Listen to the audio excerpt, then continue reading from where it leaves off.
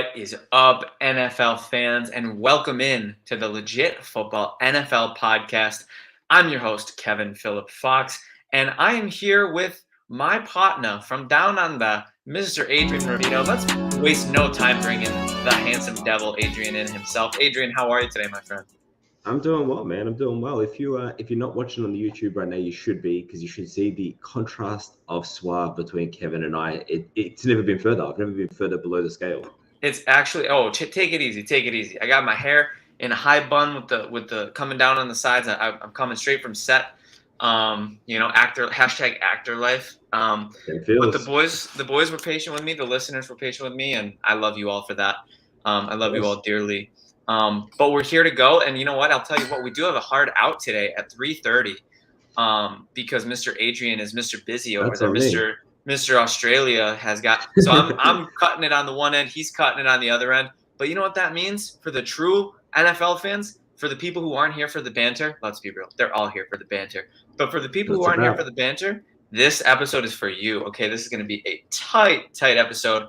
Let's waste no time bringing in those legit headlines, Anthony. Fired up. So Jimmy Garoppolo had foot surgery in the offseason. That's a quick one. We're gonna breeze past that one. Post signing with Raiders, so the organization's probably not too mad at him. We'll move forward from that one. Adrian's already low on Jimmy, so you can't be lower, right? Yeah, real quick one-liner on this one.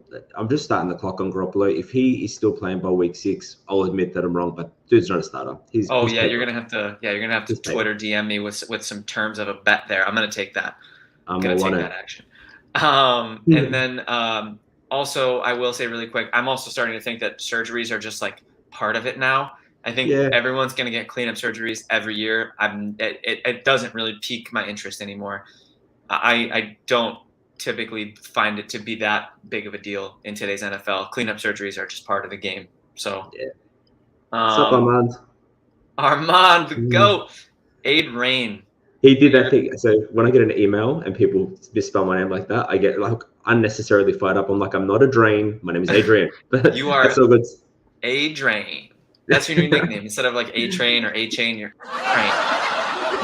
Kevin Phillip Fix. Kevin Phillip Fix and A-Train coming at you live.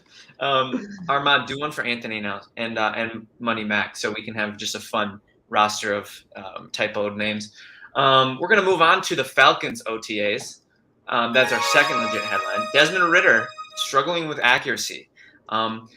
The Athletic's Josh Kendall observed that Ridder was high on several throws during individual drills and missed rookie running back Bijan Robinson on a short pass during 7-on-7 work.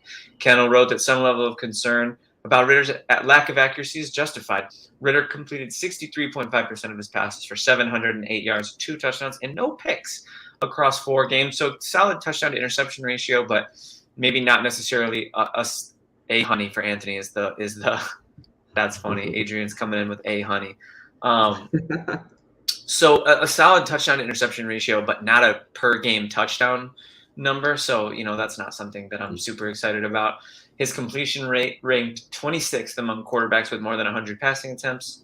And Kyle Pitts, who had MCL surgery last November, has not been cleared to practice. The third-year tight end is targeting a training camp return. So some bad vibes around Brian's feel-good team of the summer, the Atlanta Falcons. Adrian, any red flags that you're a little nervous about leading into the season? Yeah, look, my thoughts on the Falcons were exactly this, and these are not good headlines for my feels on quarterbacks. Desmond Ridder, I said at the start, he's not the dude. I stand by, he's not the dude. I know we didn't get a lot of. All right, so here's my theory: we didn't get a lot of look at him to be able to see if he flashed, but he played in 4 games, right? And in 4 games, he never showed anything that I'm like, okay, this dude's got something. He's just like he's an unpolished diamond. See, and I'm gonna be a bit of a homie. I look at Love, who came in against Philly. Now 2 years prior, I was exactly the same way. I was like, every preseason game I've seen, he hasn't flashed. When he's played, he hasn't flashed. But then he came in against Philly and he delivered some goods. So Ridder, I haven't seen that in 4 games. And if you go on a 4-game stretch without any flash, to me, it's kind of like, and I'm using the word flash really loosely here, but that to me is saying that there's not much there, unless he's just like one of those guys that comes out after OTAs and he's just a new man. I think that the Falcons are a quarterback away from being competitive. Yeah, and it's definitely possible. I'll tell you what, I like what you said about how he didn't do anything that really, really caught your attention in a positive way. I'll say on the same side of that, he didn't do anything that caught anybody's attention in a negative way either. No picks in 4 games is impressive, especially That's for a rookie, fair. and not a first-round pick. So there's something there to be monitored. I do think that Desmond Ritter's ceiling is lower than your average quarterback. Your quarterbacks like your Anthony Richardsons, your Bryce Youngs, your CJ Strouds, your Jordan Loves, your players that have a little more of an athletic profile. He's no Josh Allen. Desmond Ritter's ceiling is kind of like a Jimmy Garoppolo, I think. Correct. So that kind of is like, are you really going to hold the ticket? Are you really going to hold the lottery ticket and look at the numbers every single day when the jackpot is $10? Are you really going to do it? $10 is sick. I'm not sneezing at it, but you play the lottery to win $1 million, not to win 10. You know what? It's funny you say that. I have this same theory when people are like, "I'd be happy with 100,000." It's like, no, dude. If I'm going to hit the lottery, I want millions. Like, the chances of it. And you're right on that. Like, and that's what having a Patrick Mahomes is hitting the lottery. Yeah.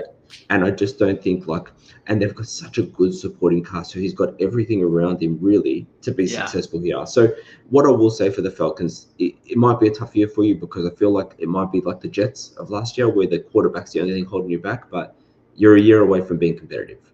Yeah, I agree. And I think it's important to note that I would love 100,000. I'll just throw that out there. I'd love it, but I want to win more.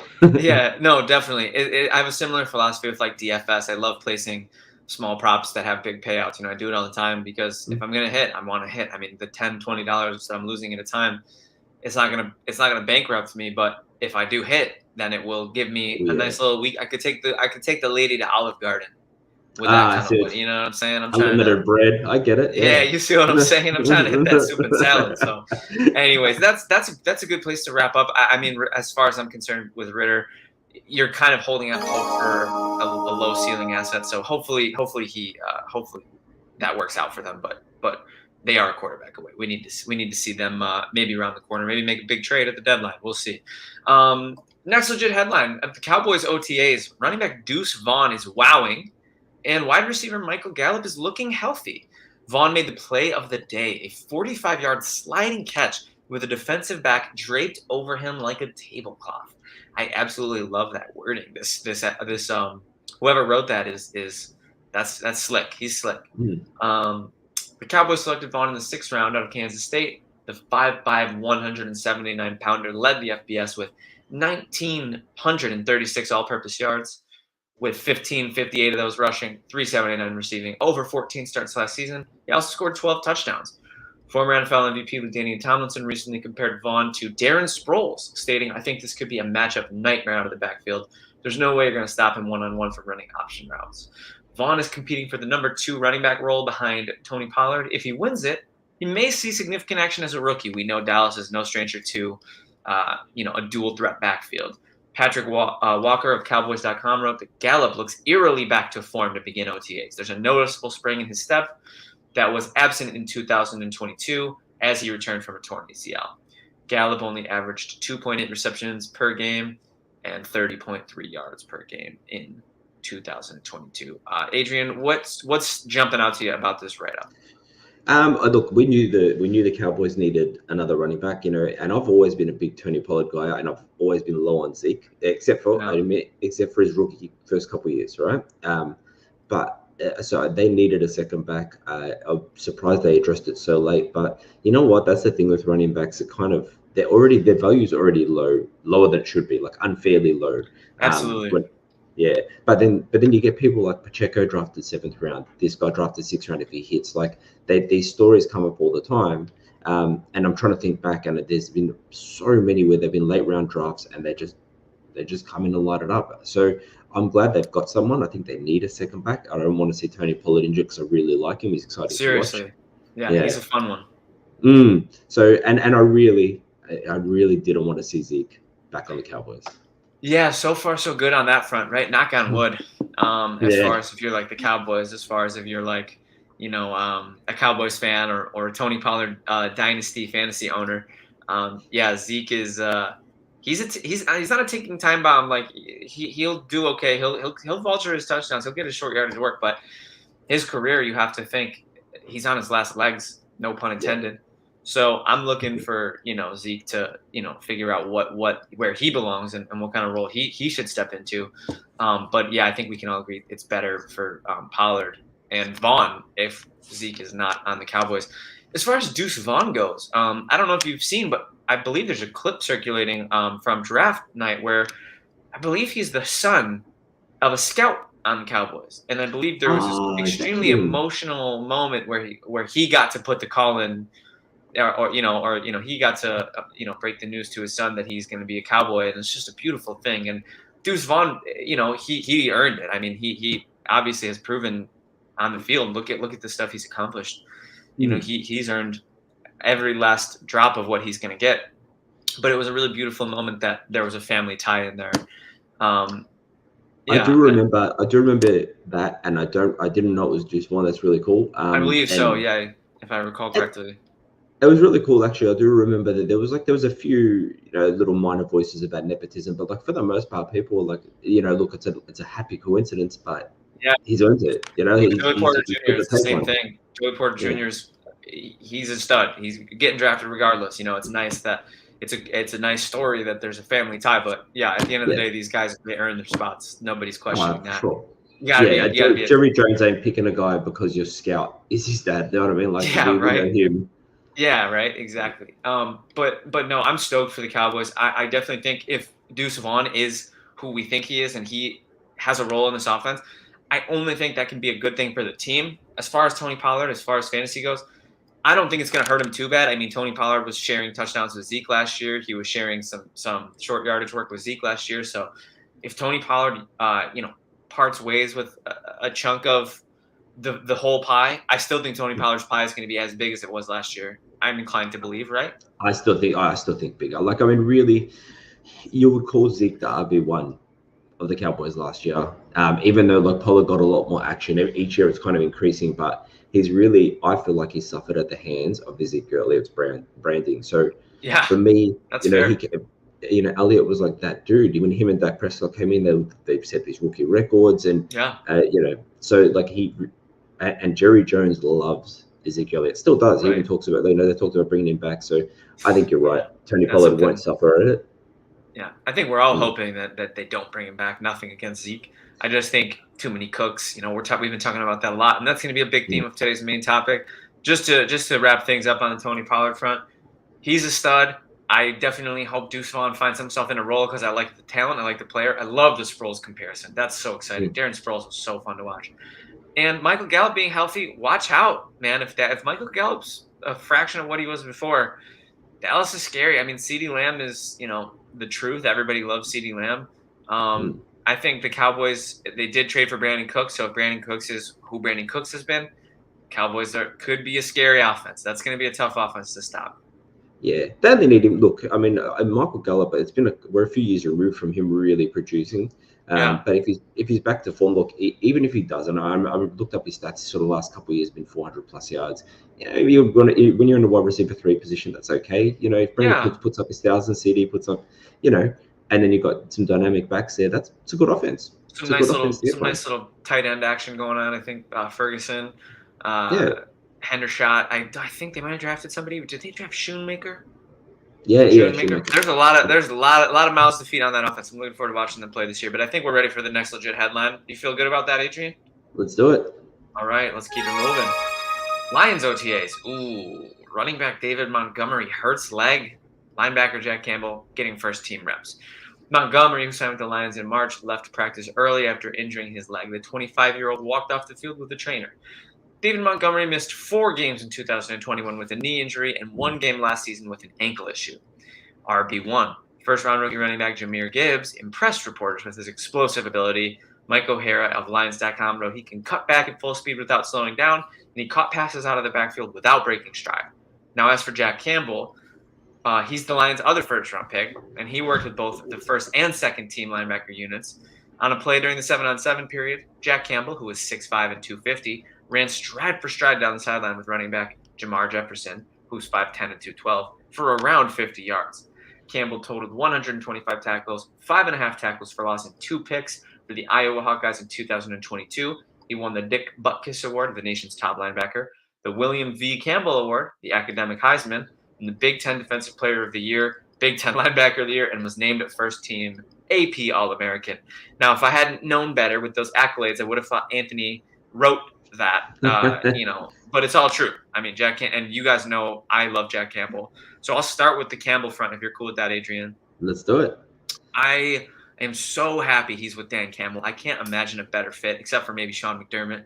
Those are the 2 places I would have wanted Jack Campbell to go so he can maximize his potential. But this dude is a monster. And the fact that the Lions got him, everybody will say it's a reach. Nobody will care when he's on the Pro Bowl next year. Cleaning up Aiden Hutchinson's dirty work. Aiden Hutchinson's going to do the blocking. He's gonna suck up the bodies, and Jack Campbell's going to be running in there and messing people up. So I'm super excited for Anthony. I'm super excited for the Lions. I'm super excited for Campbell.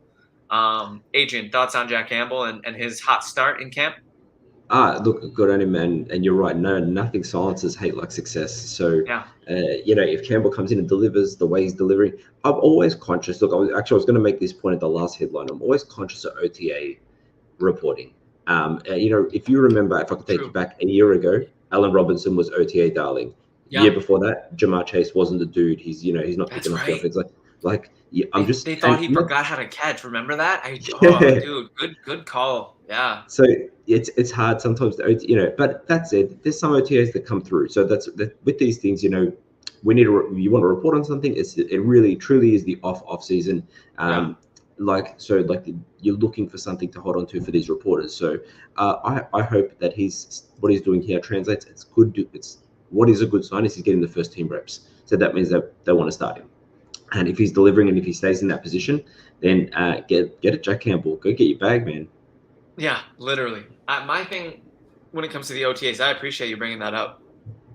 I think OTA, filters, you need glasses. I think good things are good, but they're not go out and trade your first round fantasy pick for this player good, and bad things are bad.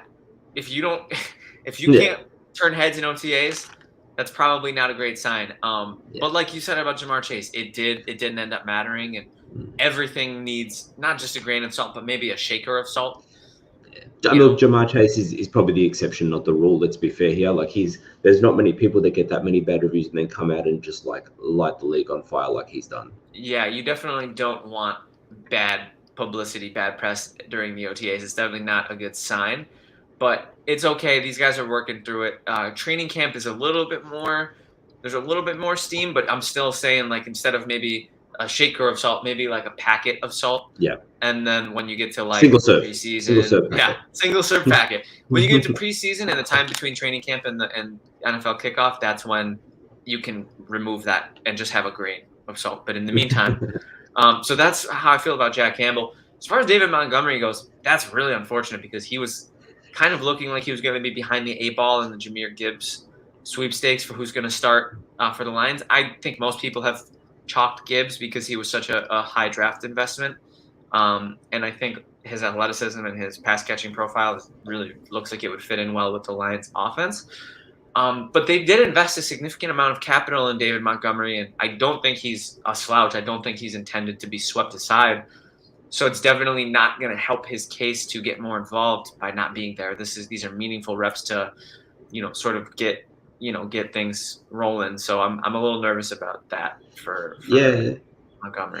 His can I tell you, and just a sneak preview our upcoming main topic, as I research running backs, sorry Anthony, but David Montgomery is sneaky bad. His numbers are sneaky bad. I don't want to. Sneaky bad, he said. Yeah, and so that's a little disrespectful. When I get to it, and I'm gonna get it. I'm sorry, man. And I feel like every main topic I'm ripping on the Lions. Maybe it's the homer in me, but I liked this pickup when he got it, but when I looked at the numbers, that just they don't lie. So look, they obviously drafted Jahmyr Gibbs with the intention to bring him in as a starter. So that makes sense. But you're right. The number one ability is availability, and if you ain't there, you can't get the reps. That's fair. And Montgomery has had an availability issue in his career historically. Mm-hmm. There's a reason why Khalil Herbert had the chance to break out and steal half the work because David Montgomery has missed so much time in his career. I like the talent of David Montgomery a lot, and I think when healthy, he's proven to be a dominant force, especially in fantasy. Feels like every single season there's a stretch of the year where Montgomery is putting up RB1 numbers. It's like clockwork. But then again, so is that injury. So is that he's gonna miss 4 games here, 3 there, half a season here. It's like that stuff adds up, and the best of ability is availability. And Dan Campbell seems like the kind of guy who would wear that on a T-shirt. Oh yeah. Does he not? There's some curse words in there, but for sure. Yeah, the best effing availability. No, I'm just kidding. But yeah, right. With his 64-ounce cold brew, that's one thing Dan Campbell and I have in common. We both take cold brew by the jug, so I respect that. But it'll be really interesting to see the Lions' backfield shakedown because Jamal Williams is gone. That's a huge chunk. DeAndre Swift is gone. That's a huge chunk. It's a new pie. This is like we've never tried this flavor before. We don't know if the crust is good and solid. We don't know about the, viscosity of the fruit. Viscosity. Good you word. Like that? Again, I love it. Again, bringing in the hottest of hot words over here on the Legit Football Podcast. Anyways, I feel pretty great about that. We do have one more legit headline to get to, and we have about 29 minutes left to keep talking. So why don't we get to our last legit headline, which is if Anthony's anything else you got to say, Adrian, about the Lions? I was going to say, I think this, and I could be wrong on this, and Anthony, you fire me off if I'm wrong here, but I think the last headline is not a headline from the newsletter. It's just we need to mention DeAndre Hopkins. Oh, absolutely. That's the elephant in the room. That's the beautiful, handsome wide receiver 1 in the room that we haven't been addressing. I'm super cool to talk about DeAndre Hopkins being cut. I thought maybe Anthony would have like a cool sound or like a cool like text on the screen, but it's all right. There it is. A siren. There's that breaking news. That's the siren that happened in Bills Mafia when DeAndre Hopkins was released. So 2nd round pick be damned, Adrian. 3rd round pick be damned, Adrian. Goodbye. They settled for cap space. They settled for no more headache. DeAndre Hopkins is off the Cardinals as of this morning, and that means Twitter is on fire. Bills Mafia Twitter, Chiefs Nation Twitter. The Packers have got to have a little tiny horse in this race. I don't think they're too much of a threat, but it's not a trade anymore, so they don't have to part with any capital other than finances. So, Adrian, what are your thoughts? I mean, you guys know mine, so I'll save that for a couple minutes. But Adrian, what are your thoughts? Look, he's a stud that we know, but he's also 31, 32, something like that. He's in the 30s. Yeah, he's on the wrong side of 30 for a wide receiver. And he brings the cap hit to anyone who takes him, right? But I can't imagine any fan base that's like, if they were to get DeAndre Hopkins back, not happy about this. 100%, exactly. Yeah, if you need a receiver, I would love the Packers to do it, but they just historically don't spend big on receivers. I just can't imagine them doing like starting. Yeah, they're just kind of a hilarious dark horse in this race. Yeah, but they're in every wide receiver race. They're in there. I'm just convinced they're just dragging this gigantic anchor called Brian Gutekunst, who does not want to spend money. Unfortunately. So look, I would love, and I've said this from the start, and I'm not just being a homer for you here. Like, I'd love to see him on the Bills. Yeah. He would be terrifying on the Chiefs. Terrifying. And I don't want that. And I believe they're number 1 in the sweepstakes as well, and he would be an absolute monster. Yeah, dude. So I think you're exactly right, and I'll tell you what, man. If I'm Brandon Beane, look, here's I'm gonna give you my thoughts first. I'm just gonna give you my personal thoughts. I would absolutely love to have DeAndre Hopkins on the Buffalo Bills. There is a part of me that is a little bit like kind of fallen in love with and talked myself into the weapon set that we have now. I really like Dalton Kincaid. I really like the idea of him getting a lot of targets. I really like the idea of him lining up a wide receiver on every play. And I know that Bills brass loves Gabe Davis. So I personally, I mean, if Hopkins signs, I hope he bites into Davis's snaps as opposed to Kincaid's snaps. Yeah. But we'll have to see. The money would be tight, and it would be an all-in move. They'd probably have to restructure a couple contracts to make it happen. And it's a huge all-in kind of risk, which they've proven that they're willing to do with Von Miller. So I would be ecstatic from a standpoint of like, that is the best wide receiving duo in the NFL, Diggs and Hopkins. Absolutely. But even more so, Adrian, I want to play keep away. because if he goes to the Chiefs, they become runaway Super Bowl favorites. I think they already are Super Bowl favorites, but they become runaway Super Bowl favorites. And that's just no bueno. Nobody needs to see that, honestly. Three rings for Kansas City, 2 for Mahomes. I think their fans have had enough to cheer about. Bring on some dark days for the Chiefs. Am I right? 100%. There's 2 fan bases that have had enough, and that's the Patriots and the Chiefs. You know what? Just give someone else a piece. Yeah, let's chill out, guys. Let's let somebody else have some fun for a second, right? But I mean, I'm ready to dive into the main topic. This was really fun, but we'll come back to DeAndre Hopkins, I'm sure, on Monday. Hopefully by then, my DeAndre Hopkins jersey will arrive in the mail, and he'll be a Bill, and I can tell you how every bad thing I just brought up is I'm gonna homer it. I'm gonna pretend it's all good. The main topic today is the Backfield Breakdown, ladies and gentlemen. We gave you the Chronicles of Quarterbackia. We gave you the wide receiver profiles, and now we have the Backfield Breakdown. Mr. Adrian, would you like to start off with your best running back in the NFL? Yeah, this was harder than I thought. This is not like I mean it's between 2 for me. Yeah, so like when we did the Chronicles of Quarterbackia, it was a simple Patrick Mahomes, but I had to put McCaffrey in first. I hate you, Armand. Don't talk to me for the rest of the show. I'm just kidding. Taking shots. I know he is. Yeah, I put CMC as number 1 only because he just does it. He does it all. If we're talking pure runner, I'd have him number 2, even 3, actually. But he just does it all. He does everything. He can catch out the backfield. So to me, number 1. Are you on the same boat? Yeah, consensus RB1. I mean, he's so freaking versatile, man, and like he's so good at using his blocking schemes, and he's so good at catching the ball out of the backfield. I don't think you can put anyone in this spot but Christian McCaffrey.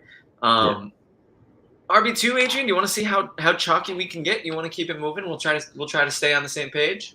All right. Well, let's see. So my number 2, I put Nick Chubb. We on the same here or not? Ooh, he's a little lower on mine, but he's in my top 5, so I'm comfortable with that ranking. Why don't you tell us why? I had to put him here. I think pure runner. So like pure runner. Nick Chubb is just like pound for pound the best in the NFL. Like if I'm 4th and 3 on the goal line, there is no one that I would prefer in my backfield over Nick I agree. Chubb. He just gets in there. He just has that nose for that last couple of yards. And for someone that's like got that power and that size, he's just so fast. Like he makes people. He can make people miss it, but he can also bowl through you. He got overshadowed. I mean, he went with their quarterback play everyone was looking to Nick Chubb last year, and he still went 1,500 yards. Dude's a beast. And I'll tell you what, if Watson plays to his potential, I'm going to say potential because I don't even know if that's a thing, and if it's his potential anymore. But if he plays to the ceiling that he was at pre, all the sexual predatory, he's watch out for Nick Chubb, because if you have to defend the air and you have to defend Nick Chubb, watch out. That's all I'm saying. Dude, I absolutely love that, man. Yeah, and I definitely think he would be a lot. Yeah, he would be a lot better if the offense was a lot better. Chubb is a kind of traditional running back, but I love his power. I love his size. I love he's kind of a bowling ball when he's running through there. He's got he's very, very tough running style. So I like Chubb in the top 5. I'll give you a name. What do you think about Josh Jacobs? Did he crack your top 5? Ooh, no, he didn't. Number 2, he was close. He was fantasy RB1 last year, so I felt like we owe him some love. So we're going to throw Josh Jacobs in there. And again, another one, very versatile, former first-round pick. Didn't get the 5th-year option. Everybody thought they were out on him, and he ended up setting the world on fire with his play last year. It's cost him. It's cost him to not take that, but that's the risk you take, right? It did cost him, but correct me if I'm wrong. He did sign an extension with them this offseason. Mm-hmm. Yeah, so he's locked in, which is cool. So, so we have CMC, Josh Jacobs, Nick Chubb, consensus Derrick Henry. Derrick Henry's locked in. Adrian, we're gonna have a different top 5. Jimmy and I did the same thing. I think this is a great, beautiful day in the NFL where it's not as obvious as we've always thought. There's not 5 names for receivers or running backs. So it's very fun. So who else you got in your top 5? List yours, and I'll give you mine. All right, why don't I bullet point my top 5, and then we can compare. So the last 3 I have in there. So number 3, Austin Eckler. Number 4, Alvin Kamara. Admittedly, the suspension plays a part here. Couldn't do that. Couldn't put Kamara up there. Yeah, I got Eckler up there. So throw Eckler on there, Anthony. He can be the 4. And then Saquon. But I struggle. Okay. I struggle with Josh. I struggle with Josh Jacobs because I was like Saquon, Josh Jacobs. The production goes to Josh I like Jacobs. quads. I like quads in there. Yeah, I'm happy quads in there. I can't get on board with Kamara. He hasn't been a top 5 last couple of years. I think he's taken a step. I think that's the Alvin Kamara of yesterday. He hasn't been that guy in recent years. You know, I'm very lukewarm on him now. I might be talking about him in a little bit, actually, believe it or not, in another segment we have today. So I'm gonna go with I'm gonna say my names. I have CMC, Jacobs, Chubb, Henry, Eckler. Barkley would have been my 6. I'm regretting. I'm looking at my list right now, and I missed a couple of key points from Kamara. 4 fumbles lost, and the rest for 900 yards. You know what? Can I renege my Kamara? And I'm going to 100%. I'm going to push great up. Word there from you, man. Yeah, that's got to be because I know that word from Trump taking games. You know, like card games. Is that where that word originated? You know, it was organic. It just came to me. That's a beautiful thing, man. Look at us, man. Look at us. Just big words all around. Yeah, so we got CMC, Jacobs, Chubb, Henry, Eckler. I got Barkley as sort of my he's my swing. Like I'll throw him in there in the respect spot for 6. And then I don't even think I'd put Kamara 7, to be honest with you. I considered Breece Hall for this list. Oh, okay. Yeah, I love ETN. I don't think he's there yet. I love Ramondre. I don't think he's there yet. Yeah. But there you go. Anthony's doing a fantastic job keeping track of our wildness on these lists. They're very free form. I really like that. How do you feel about getting into the worst starting running backs in the league, Adrian? I feel great. I feel like Anthony's probably going to kick me out of here. Yeah, you kick this one off. You kick off the worst. I'm scared too, but it's David Montgomery, 5th worst, not the worst, 5th worst. I can dig that. He is. I mean, admittedly, I think Gibbs will probably start, but he's going to have enough piece of the pie that you can throw him on your list.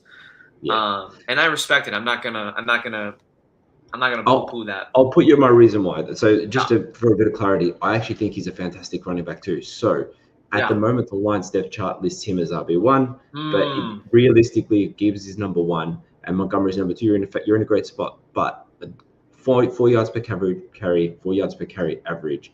You know, he lost his job. He's got just over 1K from scrimmage, like in 2022. Like if you look at the numbers for someone that had, the piece of pie that he had, and to me, and I'll bring some redemption into the Lions. The list of bad running backs is pretty minimal. So I don't even think he's terrible. I just think that if you look at the league, he's down in the bottom tier. But when he goes to RB2, he's going to be in the top tier of RB2s. Yeah, I agree. And I think I'll float a name here, and you can tell me what you think. Tell me if I'm in bounds here. But I feel very similarly about A.J. Dillon. I'm sorry. Am I out of bounds? Am I out of pocket? Would he have been on your worst list, or am I off base? Look, I love A.J. Dillon, but that's he's a bowling ball as well, but not as fast as Chubb. Yeah, no, totally. So I think that's the thing, though. For me, he'll never be RB1. He'll never take Aaron Jones' spot. And if Aaron Jones were to move on, they just extended him. And I feel like he's one of those guys that might be a pack for life, but so much. So he'll never take that spot. Anthony, it's actually 5 and 4 so far. We're going in reverse order for these. So we have Montgomery and Dillon as 2 of our bottom 5, but they're not our worst. I think our worst. I hope we're on the same page for the worst.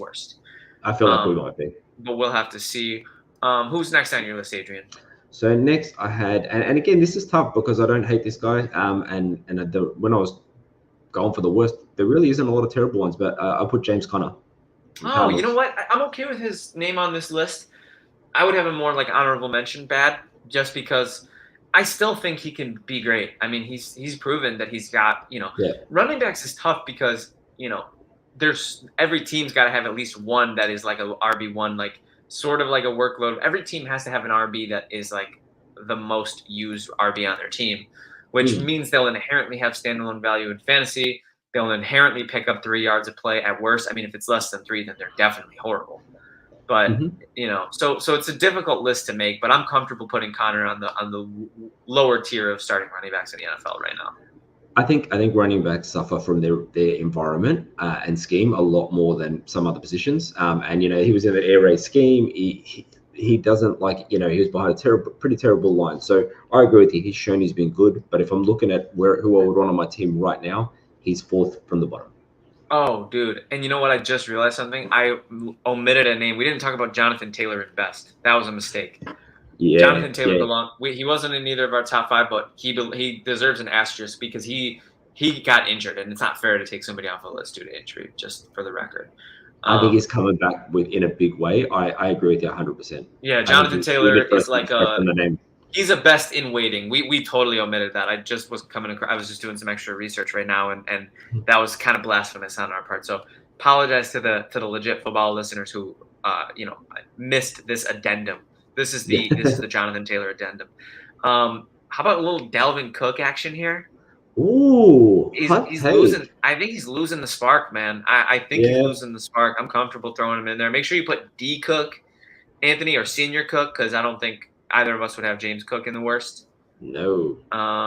So yeah, I'm with you on this. I mean, I didn't have him in my list, but he was up there. It's you know what it is. I suffer from brand and I suffer from trauma when it comes to Dalvin Cook because I remember him shredding the Packers. He's still a dog. He's still again. This is a tough list because there's 32 running backs in the NFL that start, but there's 70 that matter. There's 70 that we can talk about. So these are just names that we're throwing on there when we talk about on the running backs that matter list that are bad, like we're on the running backs that start list are bad, but like it's low hanging fruit. We're not saying these are bad players. They're just in the worst tier of running backs that are going to get work this year, but they're still fine play. A lot of them are still fine players.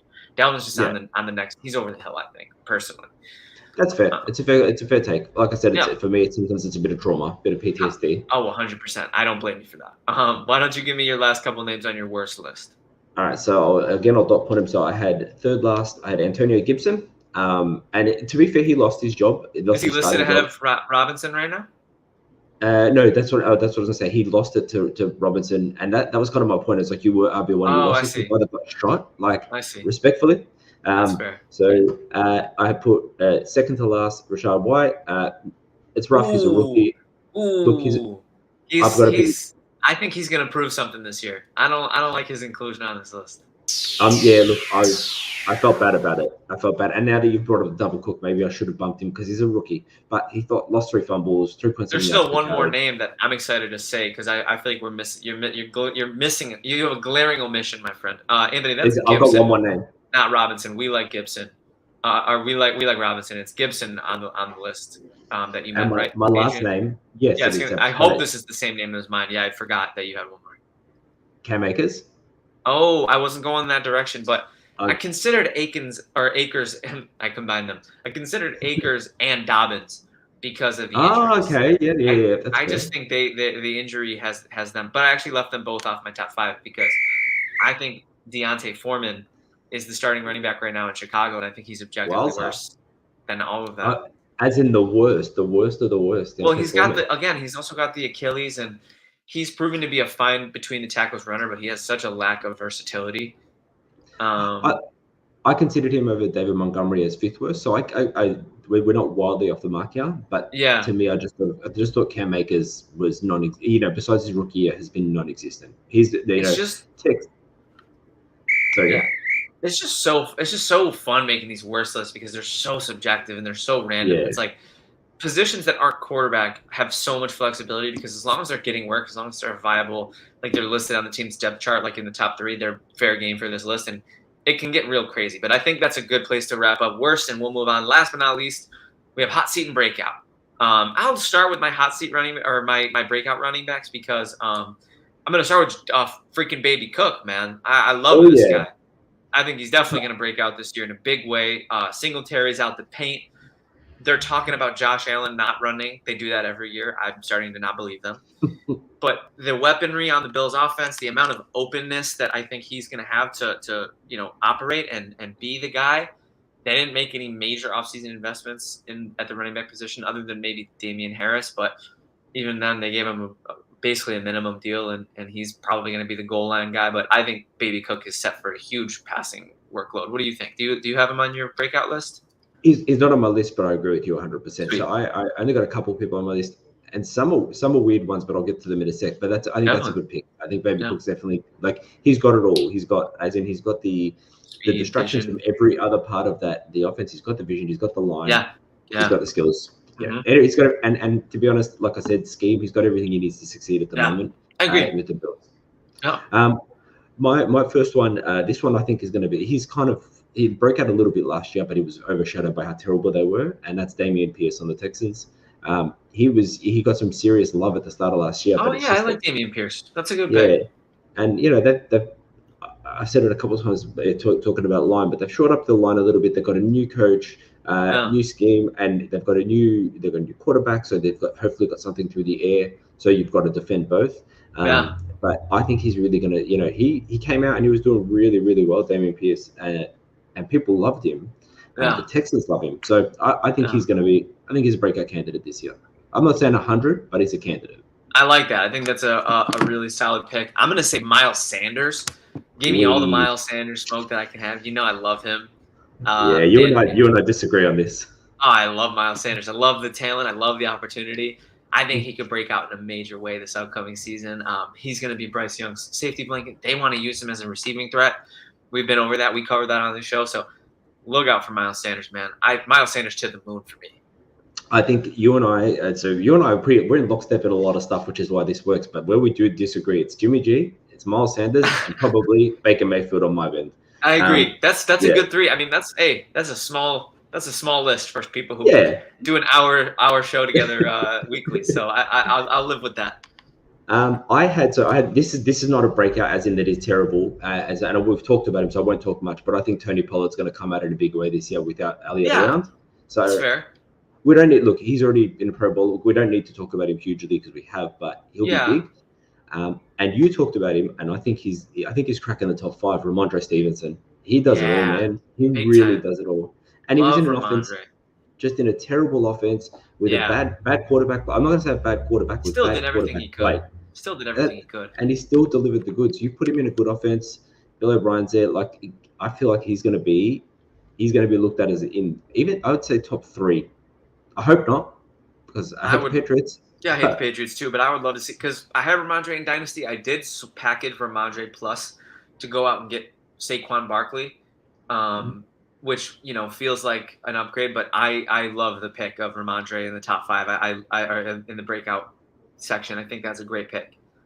Yeah. I'll give one more name for breakout. You got many more than one? I'll just throw one more out there, and then we'll. Yeah, go ahead and throw yours out there, and then I'll do my last, and then we'll. No, go for it. You take the. Oh, sweet! I'd be happy to.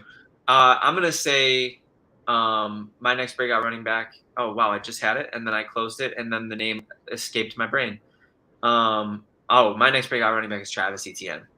I think Travis Etienne only scratched the surface of how great he can be. I think there's going to be some positive touchdown regression. I think there's going to be an uptick in receiving work. Hopefully, Tank Bigsby doesn't take too much of his third down pass catching work. That's kind of like my only fear. But Robinson's out the paint, so I think Etienne has an awesome opportunity to crush it in Jacksonville's offense this year. Yeah, I agree with you on this. I definitely considered him, and I think he's kind of like a Pollard to me. He's already proved that he's really good. Same with Stevenson, I suppose. But I think he'll continue to grow. My last one, real quick, and I love this dude, Jamal Williams. Like, I think he's nice. And he's always been overshadowed. Swift was the one. Jones was the one before him. And now they've got Kamara, but he's out for a suspension. So he's really going to get the lion's share of the ball, pun intended. And so even if it's for 6 and 7 weeks, but he's kind of the centerpiece of that back room, I think he's just going to be. I mean, I personally love him. If you just any interview you watch of him, I love the guy. But as far as a pure runner, he doesn't catch the ball as much. I think he's going to. Anthony argued that when he found the end zone last year, which was 17 times, by the way, it was kind of on those, for the 3-yard, 2-yard runs. Almost all of them were 1-yard runs. Yeah, he fell in the end zone a lot, and that's not bad. I mean, it's not a bad thing. You have to do that. Yeah, and that's the thing. Once every 2 games, once every game, you're going to be 2 yards from the end zone. So you need that. You need that dude. So I think Jamal Williams is coming out. I think he's going to really show that he's got RB1 pedigree. I love that pick, and I'm excited to see it. He's going to have to dethrone your number 4 best RB to get there. I remixed him. You took him back. I'm going to trump. That's fake news. I never said that. I never said any of that. There you go. Fake news. Yeah. I love that. All right, let's throw on last but certainly not least, we have our hot seat running backs. And, some of the ones that are on the worst list, I think, can double here. But, Adrian, why don't you kick us off with your hot seat, your RB hot seat? So I had two hot seats here. So my first one is Joe Mixon. I think he was already on the way out, and they just had no takers. He's got the off-the-field violence issues. He's already underperformed. I think hot seats. I think he's sitting on fire at the moment. He's here for the year, and that's just the way it is. And it's only because the Bengals couldn't do any better, but he's gone this year. Yeah, I don't think he could do much to stay. I really don't believe it's tough because Joe Mixon didn't have a bad season from the eye test last year, and his numbers weren't bad. He's still Joe Mixon. He's still a pretty good running back, but the off the field stuff, the attitude, the character stuff, and just coupled with the fact that like he has a skill set that I think is starting to pass the Bengals by. I think they need a more of a scat back. I think they need somebody who's a little bit more quarterback friendly than Joe Mixon has proven to be. He's very good between the tackles. I still think he's got a lot to give. I just think it would be maybe better suited not with Cincinnati right now. Yeah. Is just my opinion. I agree. I will throw out a couple names, but the big one for me is Kamara. I get that. His hot seat is glaringly hot as far as I'm concerned. Again, off the field, the regression that we've seen on the field, health, this, that, and the third. Kamara feels like a solid name for this list. I think Aaron Jones' seat is lukewarm. Ooh, see, I disagree with this. It's lukewarm. I mean, they restructured his contract, so correct me if I'm wrong, but is this the last year of his deal? No. So they extended him, but they restructured to make him more team friendly because he's just a dude. So he has this year, and then how many more on the deal? I couldn't tell you off the top of my head. I can look it up while we're talking. But I think he's maybe it's just the fantasy communities that have been a little cooler on Jones. Maybe the team isn't. But I think we need to see Aaron Jones continue to prove that he's that RB1 guy. Maybe be a little more consistent this year, putting up numbers. He's been kind of, he'll have a 30-point game fantasy-wise, and then he'll have a 6-point game. So I'm kind of looking to see him put together a more consistent stretch this season than I'm used to. Sorry, through till 2024. Is that what you said? Through till the end of next year? So this year and then the following. That's pretty solid. And my guess would be there's an easy out after this year, but hopefully he forces them to not take it. That's the hope, right? I hope they don't get rid of him. I like Aaron Jones a lot. He'll be a Packer for life. I think sometimes the hot seat is viewed as a bad thing, but I think in the case of these running backs, they all can prove that they don't belong there. Totally. And Adrian, we got a couple more, and then we'll keep it. We'll wrap this show up. Let's do it. So my last one was I just had Raheem Mostert for the Dolphins, not because I think he's terrible, but I think he's got a Chinese behind him. Really interesting prospect, that dude. I don't know, but he ran the fastest 40 time of all the running backs. He had some issues with weight, but and I'm talking about China here. He had some issues with weight, but he's already put some on. Now, Mostert has had injuries back, left, right, and center. He only went 1,000 scrimmage yards in Mike McDaniel's firepower offense. I think, you got this intriguing rookie behind you. You got. I love A-Chain. I'm the biggest A-Chain fan. So I love the pick. Hey, Jimmy Ray. He made an appearance. Great to see you, man. We're just getting ready to wrap the show up. We did a little hot seat. I like these names a lot. I think that's a good list. I'll throw Dobbins and Akers on there for health purposes. Let's prove that you can do it. Same with Foreman. Let's prove that we can leave our injuries in the past and keep it moving. Jonathan Taylor, same. Like let's round the corner. Let's prove that we are the guys that we all think that you are. Adrian, this was a great show, man. I liked the pace. I miss ranting. I do there wasn't much ranting today. I think next time we'll have to put in a little extra time for ranting. 100%. I think. But this was just sheer football adrenaline today. It felt great. It was good to have, as always, good to have Amand, good to have Jimmy Ray pop in. And I'll say just before we go, we don't do this a lot, but I'm just going to say it. You know what? If you like the show, share it. Tell a friend. Oh, yeah. Please do. Appreciate that, Adrian. We're trying to grow this baby. Oh, yeah. Please do. And with that, that's the wrap-up music. I just got my Oscar, and Anthony is playing my walk-off music. So thank you all for listening, as always. Jimmy, Ray, Armand, thanks for popping into the chat. Anthony, thanks for being a sick producer. Adrian, thanks for being so darn handsome, man. We'll see you all next week. Thank you. Yeah.